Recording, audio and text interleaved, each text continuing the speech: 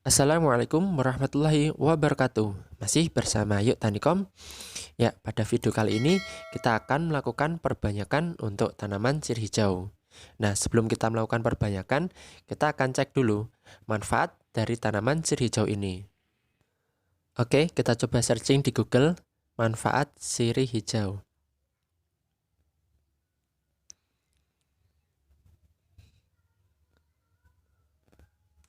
Nah, di Google ini banyak sekali ya artikel yang menuliskan tentang manfaat dari sirih hijau ini, dari cara pengolahan dan manfaatnya apa aja. Dan untuk gambar dari sirih hijau juga sama ya. Jadi bentuknya seperti ini, seperti jantung, agak besar. Nah, untuk beberapa manfaat dari daun sirih hijau itu adalah menyembuhkan luka, mengobati nyeri, mengobati gangguan pencernaan, menurunkan berat badan, mengobati sakit tenggorokan, mengobati disfungsi ereksi, melawan kanker, dan mengatasi gatal. Oke ya, sangat banyak ya, kurang lebih manfaat dari sirih hijau seperti ini. Ada juga yang menyebut tanaman ini adalah sirih gading. Nah, bentuknya kurang lebih seperti ini ya teman-teman. Jadi ternyata sirih itu jenisnya tidak hanya satu, ada sirih merah, sirih gading, atau sirih hijau, kemudian sirih irian, sirih bulu, dan lain sebagainya. Oke, di sini nanti kita akan melakukan perbanyakan dengan 3 cara. Jadi teman-teman nanti akan melakukan perbanyakan yang mana ya disesuaikan dengan kemampuan teman-teman. Nah, beberapa hal yang kita butuhkan adalah media. Kemudian di sini saya menggunakan mose yang direndam dengan atonik. Jadi ini saya sudah rendam dengan zat pengatur tumbuh. Kemudian ini atoniknya yaitu air plus atonik ya. Jadi campuran.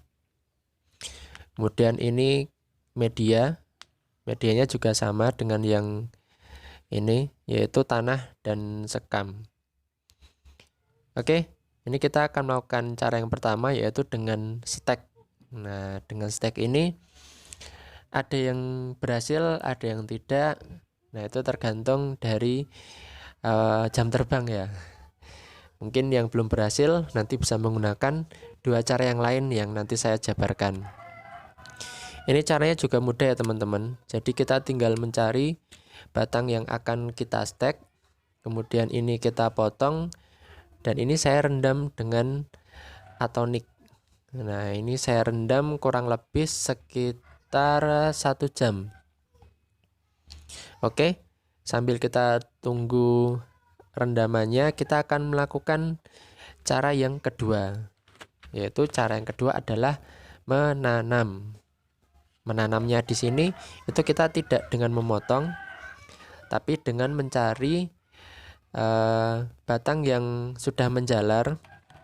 Contohnya seperti ini batangnya, yang sampingan ya. Jadi biar dia tidak gerak-gerak, karena saat dia gerak-gerak lepas dan sebagainya itu menanamnya akan gagal. Nah, dari batang yang menjalar ini kita akan menanam dengan media yang kita siapkan tadi. Untuk menjaga agar batang ini tidak bergerak-gerak, kita bisa menggunakan lidi atau bisa juga dengan tali ya. Nah, kalau dengan lidi itu caranya seperti ini. Jadi lidi ini kita potong, kemudian kita tancapkan di batang yang akan kita tanam ya. Nah, kurang lebih caranya seperti ini. Tapi mungkin jika batangnya itu agak susah untuk ditancapi biting seperti ini, itu cara lain yaitu kita gunakan dengan tali. Ini cara yang lebih mudah dan lebih dia untuk bergeraknya akan lebih terjaga lah. Jadi saat kita mungkin pindah-pindah atau mungkin terkena angin ya, itu insya Allah akan lebih terjaga. Caranya juga mudah, tinggal kita ikat aja dengan polybagnya. Itu memungkinkan batang ini tidak bergerak-gerak ya.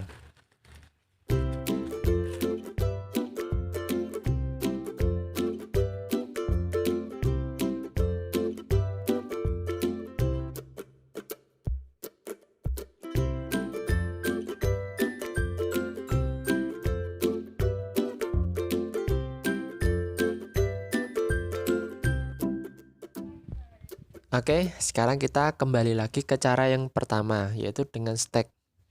Nah, mungkin dirasa cara stek ini tidak mudah ya teman-teman, karena saya sendiri juga kadang berhasil, kadang gagal. Jadi saya kadang sering melakukan perbanyakannya itu dengan menanam atau dengan cara yang ketiga nanti. Nah, cara yang ketiga apa? Terus simak terus ya. Oke ya, jadi dari tanaman ini kita kan memilih batang yang sudah agak tua ya, atau kondisi yang bertunas ujung seperti ini juga bisa. Nah, kita kurangi daunnya, kemudian kita tanam. Di sini saya akan melakukan dengan dua cara, yaitu langsung menanamnya, dan yang kedua dengan tambahan disungkup. Nah, mana yang berhasil atau mana yang gagal, nanti kita lihat di pengamatan selanjutnya ya.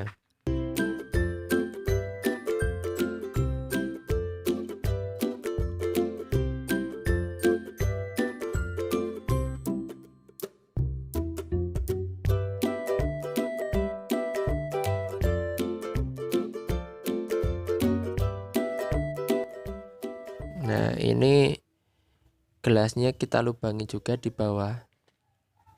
Kita lubangi semua dan kita tekan-tekan agar dia tidak gerak-gerak ya. Oke.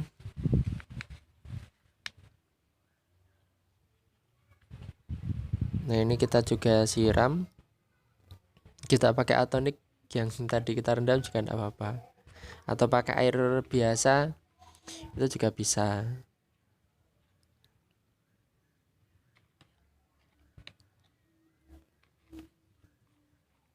Oke, untuk yang satu ini, yang kecil ya malahan ya, kita akan sungkup.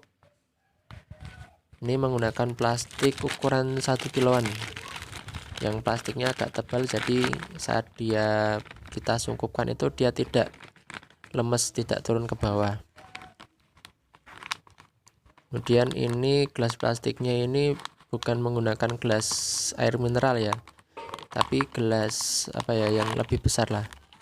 Kalau gelas air mineral itu kalau kita sungkup plastik ini kekecilan ya, agak lepas-lepas.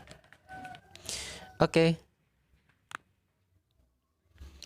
Selanjutnya kita akan lakukan cara yang ketiga.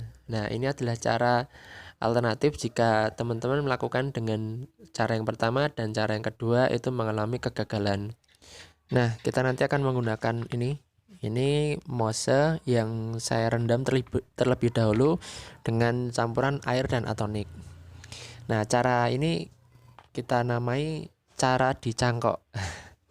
Ya, karena caranya yaitu mencangkok dari batang ini ya.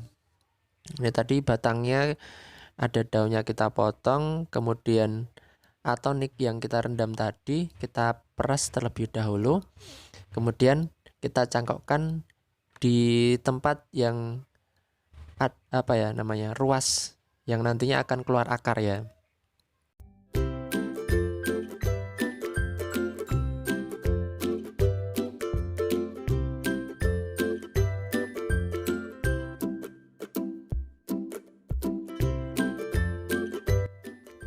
Dan ini kita bungkus dengan plastik. Nah, di sini saya menggunakan plastik buah. Jadi kita tidak perlu tali atau perekat, karena di sini pertama plastiknya dia lebih lentur, kita tarik dan kita rekatkan itu udah bisa jadi ya. Jadi tidak perlu perekat atau tali. Caranya juga mudah, tinggal ditarik, kita lilit-lilitkan. Kemudian setelah kita lilit-lilitkan nanti, selanjutnya kita lubangi.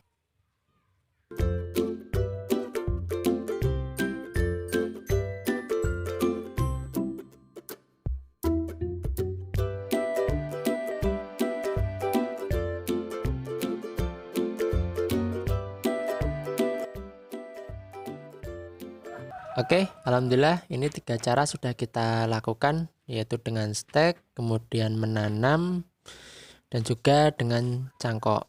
Nah, mana yang berhasil atau mana yang gagal, kita amati di pengamatan selanjutnya. Oke, alhamdulillah ini pengamatan di hari ke-15 ya, atau sekitar 2 minggu. Nah, kita coba cek dengan 3 cara ini. Mana yang gagal, ini udah terlihat ya. Yang ini ada yang gagal. Terus mana yang sudah berhasil atau sudah keluar akar. Kita coba cek satu persatu. Nah, kita coba cek dari cara yang kedua terlebih dahulu. Ini yang cara menanam ya.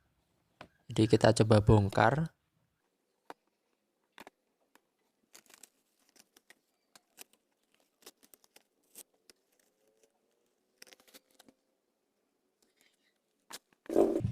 Oke, coba kita lihat.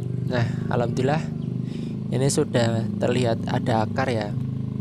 Cuman kalau dari akarnya seperti ini masih belum kuat ya. Jadi paling enggak kita tunggu sampai kurang lebih 1 bulan. Jadi kalau secara kuat atau tidaknya itu paling mudah saat kita coba tarik ya. Coba kita tarik-tarik dari media barunya ini. Kalau dia masih mudah, berarti akarnya masih belum menancap dengan baik. Ini kita kembalikan seperti semula, ditanam dan diikat. Nah, sekarang kita coba cek untuk cara yang pertama, yaitu dengan cara yang stack. Ini dua ini sudah terlihat gagal ya.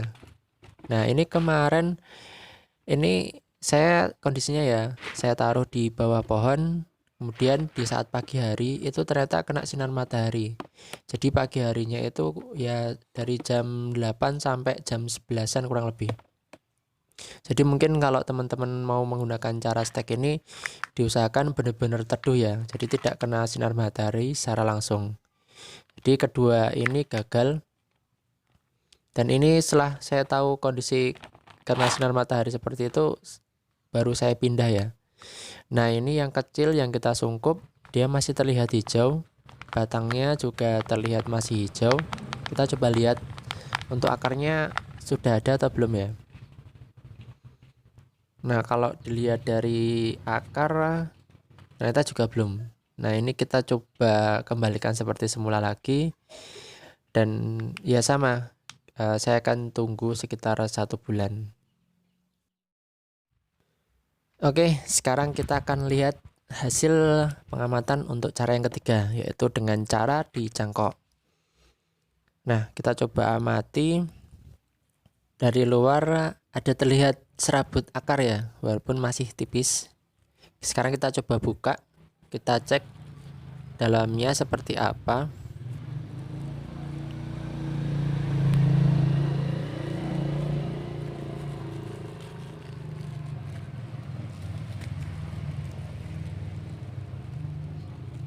Nah, itu ya, sudah terlihat untuk serabut-serabut akarnya, walaupun masih tipis atau sedikit ya. Ini kalau kondisi amannya itu, kalau mau dipindah atau dipotong, tunggu serabutnya itu terlihat banyak ya. Tapi ini saya coba potong. Kemudian ini akan saya tanam dengan media yang sama, yaitu dengan tanah dan sekam. Ini kita coba buka lagi di dalamnya. Untuk akarnya itu seberapa ya? Ini akarnya masih tipis-tipis sebenarnya. Tapi kalau dari perbandingan dengan akar yang cara yang kedua, ini akarnya sudah terlihat lebih banyak ya. Oke, itu ya serabut-serabut akarnya. Nah, itu sudah agak terlihat. Dan ini selanjutnya akan saya tanam menggunakan media tanah plus sekam. Nah, seperti ini. Atau cukup tanah aja juga bisa sebenarnya teman-teman.